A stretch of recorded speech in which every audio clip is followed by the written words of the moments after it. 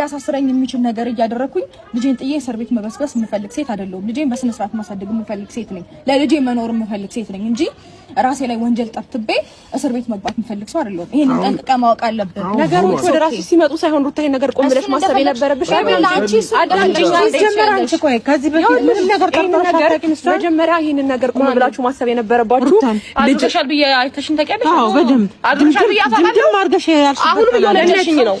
አሁንም እየወለደሽኝ ነው። ሌላ ውስጥ ጻብ ውስጥ አታስገብኝ። የባሰ ማለት ነው። አሁንም ወንጀል ነው የተያዝሽው። ጥፋት እንዳልሰራ ሰው ነው አሁን እያወራሽ ገነት አደም ወንጀል እየሰራሽ ነው። አሁንም አድርገሻል ብዬ ያደረኩት ነገር የለም። እንዲህ ብትሆኚ እንዲህ ተመለሺ እንደዚህ አድርጊ ነው የምላት። እያንዳንዱ ቪዲዮ መረጃ አለኝ። ገባሽ አይደለ?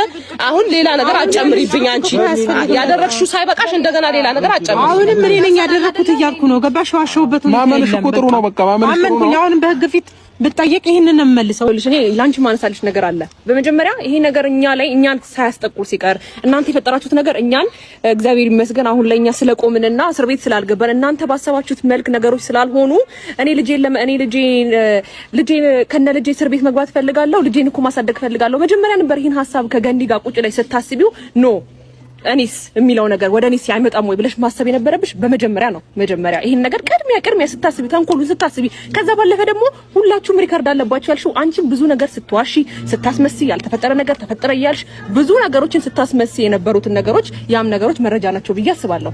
ገባሽ አይደለ? አሁን ማስተባበር ወይም ደግሞ ተነጋግረን እንፍታ መጀመሪያ ነበረ።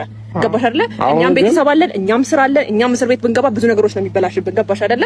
ልጄ ብሎ ማሰብ እንደገና ልጄ ብሎ ማሰብ መጀመሪያ ነበር። ይሄ ተንኮል ወደ እኔ ሲመጣል ነገ ይደፍቀኛል ወይ ያሰብኩት ነገር ወደ ለኔ ሲመጣል ወይ ብሎ ማሰብ መጀመሪያ ነው። ሩታ አሁን ቪዲዮ ካለፈ በኋላ ምንም ነገር አያስፈልግም። አለማሰብሽን የምረዳው በዚህ ነው። ገባሽ አይደለ? ከምንም በላይ እኔ በጣም ብዙ ነገሮችን ማድረግ የምፈልገውም መኖር የምፈልገውም ለጄ እንደሆነ ደጋግሜ እየተናገርኩኝ ነው። ሩታ ይሄን ነገር ያሰብሽው ተንኮል ራስሽ ጋር ሲመጣ ነው እንደዛ እያልሽ ያለሽው። እሱ እንደራስሽ ነገር ነው። እኔ አይመለከተኝም። አንቺ እንደፈለግሽ አስበሽ እንደፈለግሽ ተረድተሽ መውጣት መውረድ ትችያለሽ። ገባሽ?